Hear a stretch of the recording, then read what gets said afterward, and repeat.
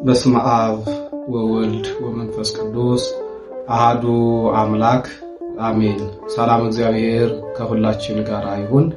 እንደ እግዚአብሔር ቸርነት የአብይ ጾም ሳምንታትን ትርጉማቸውን እናያለን።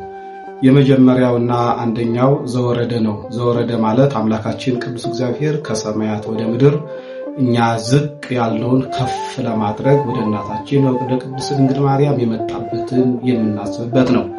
ሌላው ሁለተኛው እሑድ ቅድስት ነው። የረከሰውን ዓለም ለመቀደስ መድኃኔዓለም መጣ። ቅድስት ማለት የተለየች የተመረጠች ማለት ነው። ስለዚህ እቺኛዋ ሳምንት አምላካችን ቅዱስ እግዚአብሔር ጾም የጀመረባት ሳምንት የተቀደሰች ሳምንት ትባላለች። ሌላው ሶስተኛው ምኩራብ ነው። ምኩራብ ማለት ሰቀላ አዳራሽ ማለት ነው። እነሆ አይሁድ መጻሕፍቱን የሚያነቡበት የኦሪቱን መጻሕፍት የሚተረጉሙበት ማለት ነው።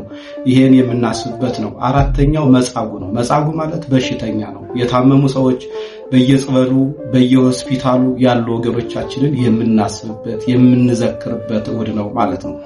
ሌላው ጾመ እኩሌታ የሚሆነው ደብረ ዘይት ነው። ደብር ማለት ተራራ ነው። ዘይት ማለት ደግሞ ደብረ ዘይት ዘይት ወይራ ማለት ነው። ደብረ ዘይት ማለት ወይራ የበዛበት ተራራ ማለት ነው። ሌላው ስድስተኛው ገብር ኄር ማለት ነው። ደገኛ አገልጋይ መልካም አገልጋይ የሚታሰቡበት ዛሬም በዓለማችን ያሉ መልካም አገልጋዮች በየቢሮው ታማኝ የሆኑ ለነሱ የሚታሰብ በቅድሚያ ግን አምላካችን ቅዱስ እግዚአብሔርን ታምነው መልካሙ ነው ያገለገሉት አገልጋዮች የሚዘከሩበት ነው ማለት ነው። ሌላው ኒቆዲሞስ ነው። ኒቆዲሞስ ማለት ሰባተኛው እሑድ ሲሆን የሌሊት ተማሪ የኦሪቱ ምሁር ሲሆን ሌሊት ከአምላካችን ከቅዱስ እግዚአብሔር እየመጣ ይማር የነበረ ነው ማለት ነው። ሌላው የመጨረሻውና ስምንተኛው ሆሳዕና ነው። ሆሳዕና ማለት አቤቱ አሁን አድን፣ አቤቱ አሁን አቅና ማለት ነው። አምላካችን ቅዱስ እግዚአብሔር ራሱን ዝቅ አድርጎ እነሆ በአህያዋ የተቀመጠበት ዕለትና ሰዓት ነው።